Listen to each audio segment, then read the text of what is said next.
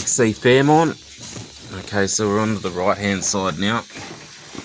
So look, this is after what seems to be, what feels like years of wire wheel on the drill brush. Still some bits of rust there, but it's all converted. It is quite thin. Some repairs.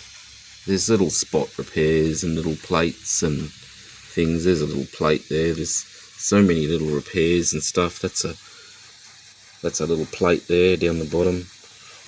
Stops short because I've got a new outer quarter panel skin for the lower section, so I'm going to put that on later.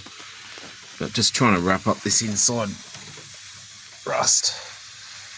So we've got, you know, lots of plates.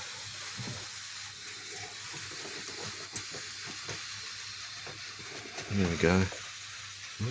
It's not really showing. There we go. So yeah, it's coming along. Once again, like the other side, I'm going to hit it with the rust converting primer, some etch primer, and then just some matte black, acrylic matte black, and get it done.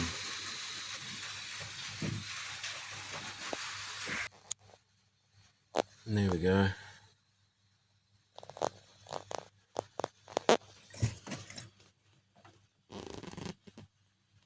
What I see in there? Sort of.